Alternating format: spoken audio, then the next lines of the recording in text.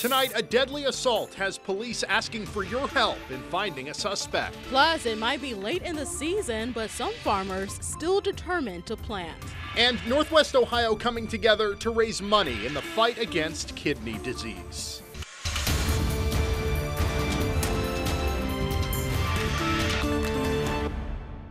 Welcome to WTOL 11 News at 11. Those stories are just moments away. But first, a weekend of sunshine. Sure was gorgeous, It was gorgeous outside. You got a chance to take a walk. I know, yeah, I did. It was excellent. Ryan Weekman tracking the overnight and the week ahead. Ryan, what are you seeing? Yeah, starting off with that overnight forecast with a chance for some showers that are going to move back into the picture. Although when you see the 10-day forecast, that rain is not as widespread as what it has been for the spring season. Here it is across Indiana. This is relatively steady, light to moderate sort of rain, and that's what you'll expect. You're going to wake up tomorrow morning. Most of this rain will be out of here, but everything's going to be a little bit damp. Let's run through that hour by hour forecast now. There's the showers after midnight that come past. So if you have the windows open, just something to keep in mind. We will be experiencing some rain tonight before temperatures take a jump this week. Show you just how warm it's going to get coming up in my 10-day forecast. Brian, thank you very much. Our big story tonight, First Energy saying they're still trying to get the power up and running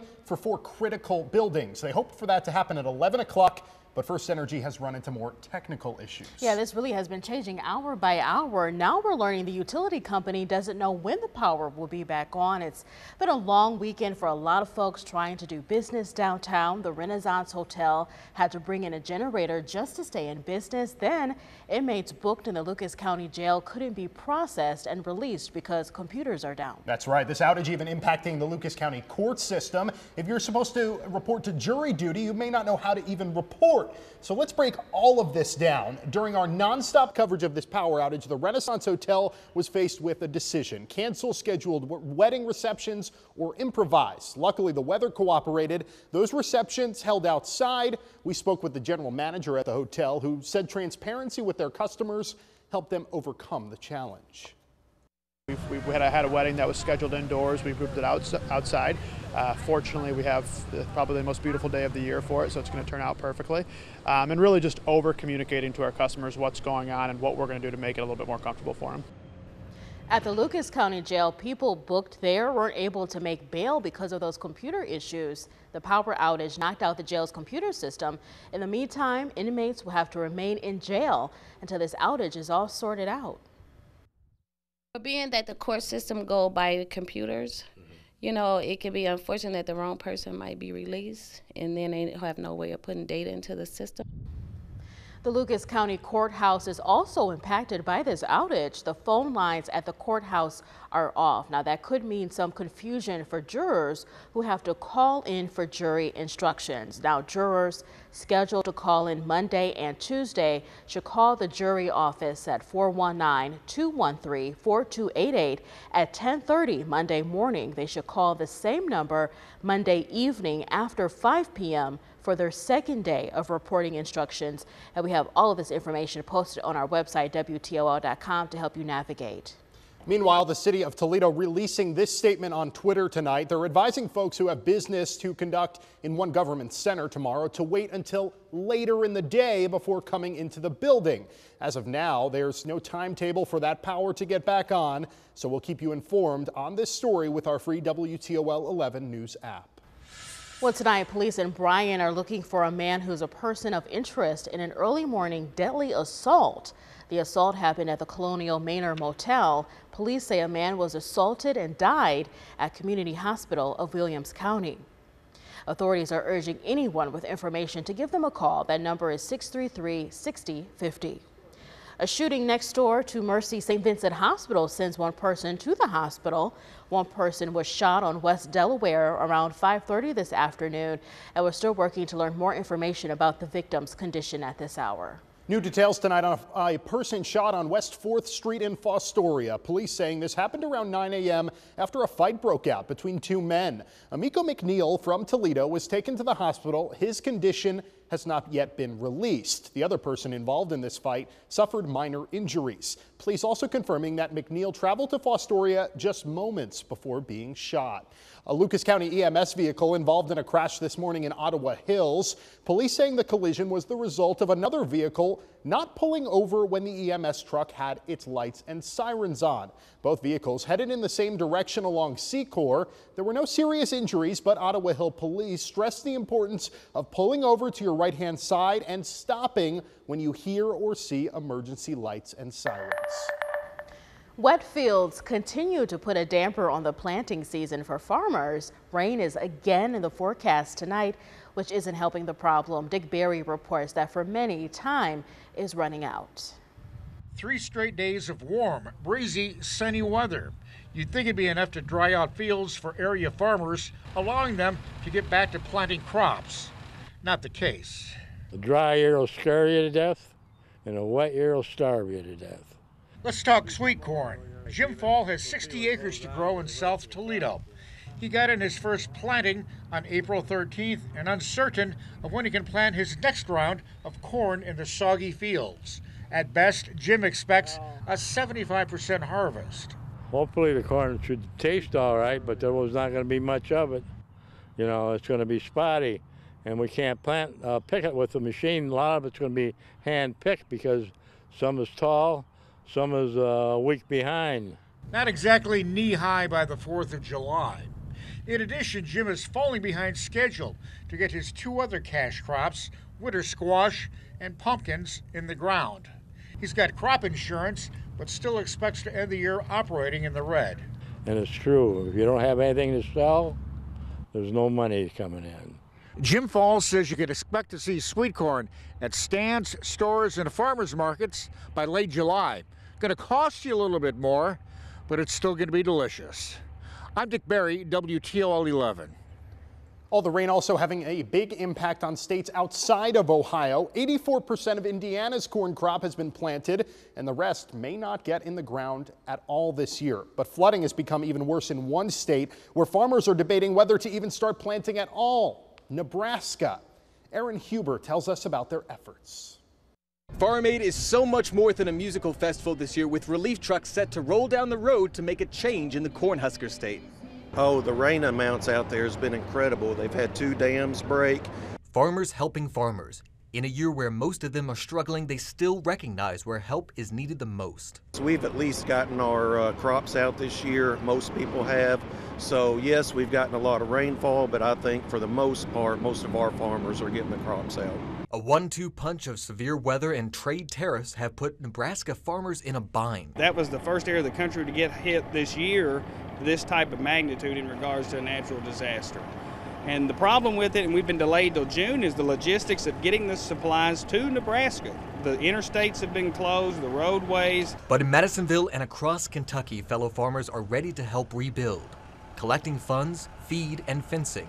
Over $15,000 worth so far. Those are the supplies that they need. We didn't want to have to send them supplies that would go into a storage area or container, you know. We wanted to get it on the ground, help farmers as soon as those supplies are delivered. Kentucky communities coming together. McLean, Muhlenberg, Davies, Henderson, Hopkins County. To help those in need. Having grown up on the river bottom ground and farm also, I know the struggle and how disheartening it is. I know one farmer said it was like losing a best friend to not be able to plant their crop this year. Driving more than just equipment. I'm looking forward to it. It's 825 miles. I talked to the farm that they're going to. He said when I get close, he'll help me. Making good neighbors in Nebraska and extending friendship. 13 hours away, it might be out of sight and out of mind, but I can guarantee you efforts like these give a spirit of hope to those that need it. There might come a time when we need help here in Madisonville, Evansville, or in the tri-state area. I guarantee you Nebraska will be watching on that TV to send help our way. Some farmers saying it could take years to rebound from this disaster of this planting season. We'll of course keep you up to date on future coverage of the plight of farmers on our free WTOL 11 News app. 1 out of the 5 people accused of murdering a local teen will stand trial starting tomorrow. James Seabers is accused of shooting and killing 16-year-old Alexia Carey back in March. Seabers is facing 3 charges, including murder. 4 others are charged in connection to Carey's death. The trial for an accused rapist is set to begin on Tuesday. Prosecutors say Richard Clark drugged his nanny after she refused his offer of a massage. Clark then allegedly told the victim to smell a lotion he was going to use for that massage. That's when she passed out, and Clark allegedly assaulted her. And a former nursing home employee getting her day in court on Tuesday. Shauna Eisner facing charges of involuntary manslaughter. According to court documents, she neglected a patient in August of 2017 while working at a nursing home. That patient later died. And you can stay up to date on these cases by downloading our free WTOL 11 news app. The Kidney Foundation of Northwest Ohio hosting its Kilometers for Kidneys fundraiser at Owens Community College today. Transplant donors and recipients walking together around the indoor track. There were also booths with information from local health experts, as well as raffle prizes, even some games for the kids. The funds raised will help with medical assistance, along with transportation to appointments and emergency financial assistance for kidney patients.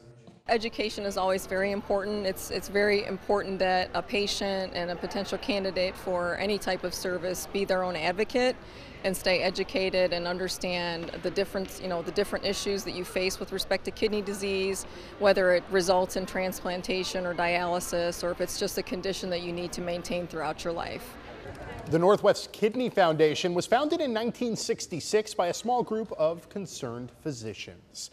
The downtown Toledo skyline a bit different tonight. The pedestrian overpass bridge at Imagination Station gone at long last. It needed to be torn down for the construction of the brand new theater at the Science Center, slated to be done this time next year. All lanes on Summit Street reopened and traffic running smoothly. Plenty of first responders tonight at Fifth Third Field, but there was no emergency. It was the annual Battle of the Batches charity softball game between the Toledo Police and Fire Departments.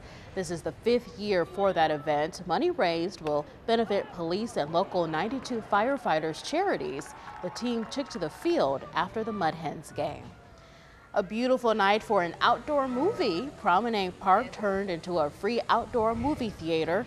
It was ProMedica Family Movie Night with a showing of Mary Poppins Returns. The film was shown on the huge parking garage television screen. There was also entertainment and food trucks. The movie night was rescheduled from June 15th after being canceled because of bad weather.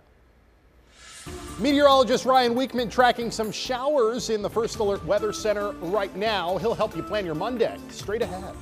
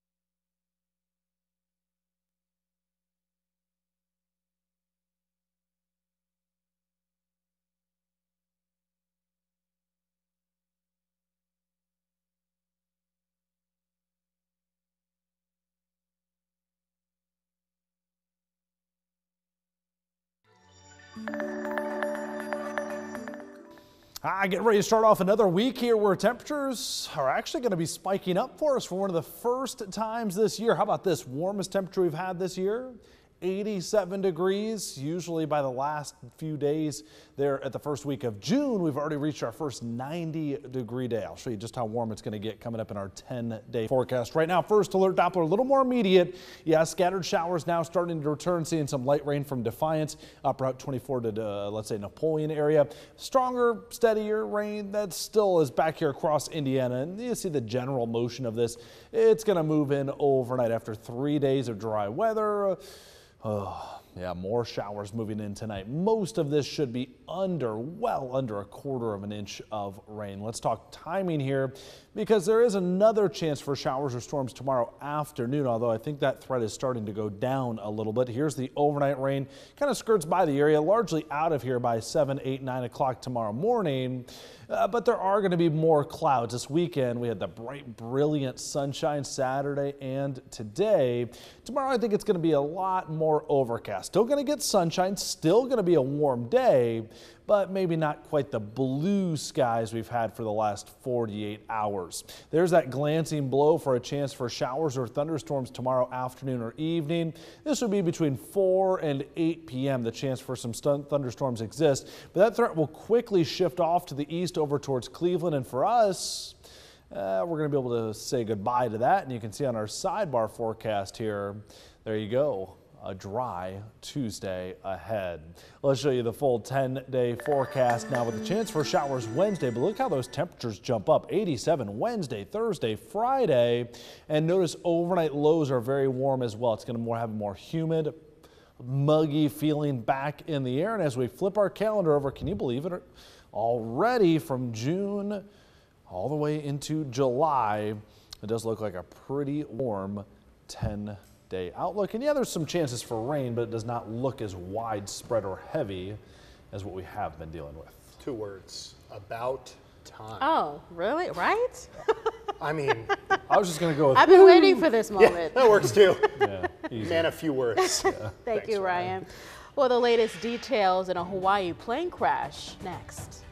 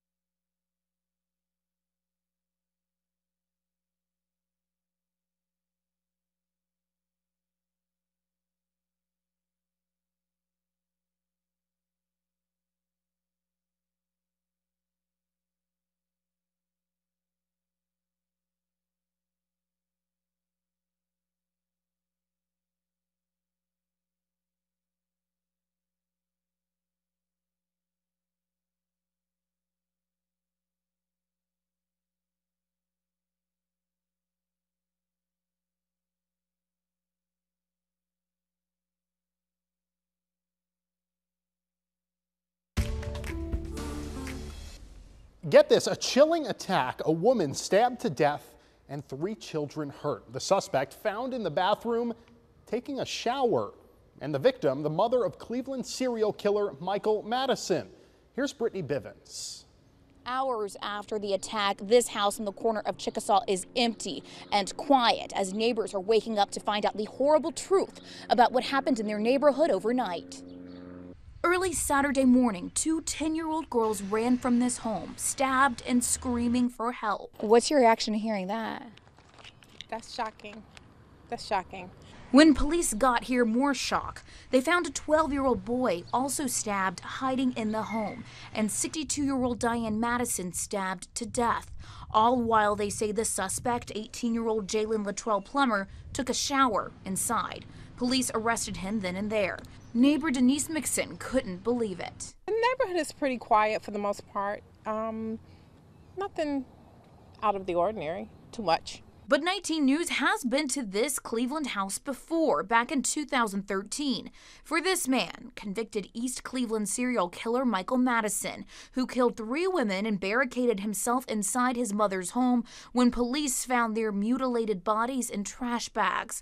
Now this house is again the center of a shocking story involving another murder. Knowing that the person is in custody, yes, I would feel safer. It does make me feel safer. Knowing that, that he's not running around, but not knowing the reason why, makes it a little unnerving. But just knowing that they do have a person in custody makes me feel better. The injured children were taken to Rainbow Babies and Children's Hospital, and police say they are expected to survive their injuries. In Cleveland, Brittany Bivens, 19 News. A somber day in Oahu after 11 people were killed in a plane crash there Friday night. Federal aviation investigators are trying to piece together exactly what happened. The amount of weight on board could have led to that accident. It seems like they have more people in it than what it's certified for. Now, that can be allowed if you have a skydiving aircraft and you have the seats removed. But you still can't change the basic physics of the airplanes with those engines. It can only lift a certain weight, and if you overload that weight, then that's a problem. Flight experts say to reduce the likelihood of a problem during a flight, pilots actually have a checklist before takeoff to make sure the plane is performing properly. Another tragic reminder for parents not to leave your kids alone in a hot car. A young boy died after being left inside a vehicle at a Texas restaurant. The temperature outside at least 90 degrees. Officials saying the boy's parents left him in the car in the parking lot around 11 a.m. when they reported for work. It wasn't until around 4 o'clock that the 1-year-old's parents returned to the vehicle and found the boy unresponsive. Police saying the boy was alive while en route to the hospital, but was pronounced dead once they arrived. Well, veterinarians in New York are working to save the life of a kitten left abandoned. The kitten was not only found alone, but covered in tar. Giuliano Bruno has the story. The cries of a kitten fighting for her life. I know. And the staff at Animal Kind in Hudson working nonstop to nurse her back to health. That's all tar in her fur. Using mineral oil and dish soap to remove the tar and a hair dryer to regulate her body temperature. She was covered in, just saturated in tar, covered from cheek down to the bottom of her feet. Her nose, luckily, was clear. At one point last night, we had about, I would say, 4 sets of hands working on her. The staff saying a man brought her in after finding her all by herself, unable to move. It was just a little shiny ball of tar last night, and her feet were sticking together and her paws were sticking together. The man found the kitten in the weeds along 385 in Athens, and the folks at Animal Kind say that he found her just in time. Sometimes these situations, they're so stressed, you don't know if they'll pull through even after the tar has already come off. The 2.5-week-old kitty was all by herself under a dumpster. The staff doesn't think anyone dumped her anywhere, but that she was part of a stray family of cats. She could have been the runt of a litter that was left behind, and that's why she strayed into trouble. Animal Kind is asking for donations to help keep her alive. The kitten will probably have to go see another vet outside of here, so the money will go to whatever this kitten needs to make sure it does survive. Staff saying she has a 50-50 chance of making it. If you want to donate to help the little kitten, there's a link on our website, news10.com. In Hudson, Juliana Bruno, News 10 ABC. A turtle is getting a new pair of legs. Well, sort of. We'll explain after the break.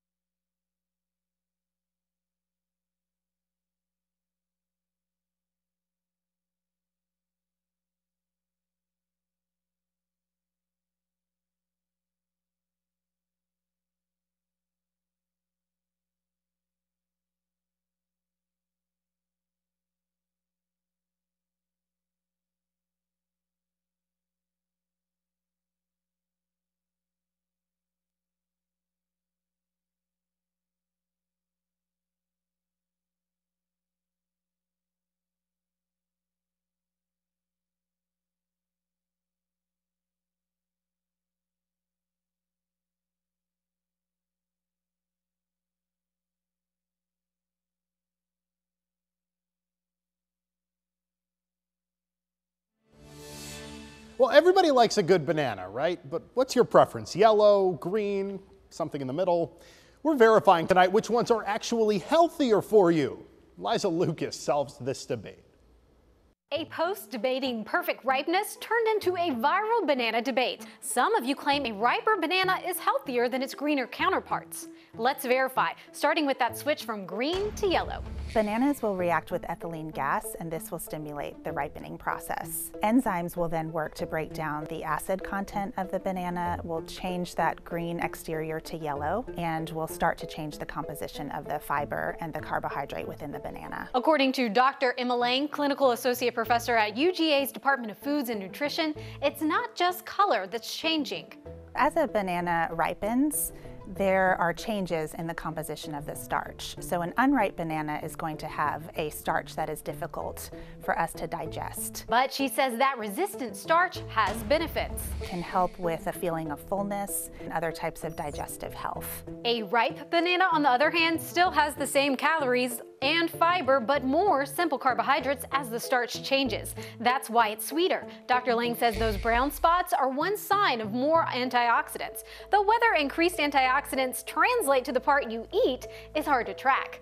Other nutritional elements remain consistent. The level of potassium and other vitamins and minerals will stay the same throughout the ripening process. So yes, we can verify some nutrients change as a banana ripens, but take your pick. Dr. Lane says whether a ripe or unripe banana is healthier depends on your health. Both have benefits and important vitamins and minerals. If you have something you want us to verify, just head over to our Facebook or Twitter pages. Plus, you can send an email to news@WTOL.com. All right, more news and weather right after the break.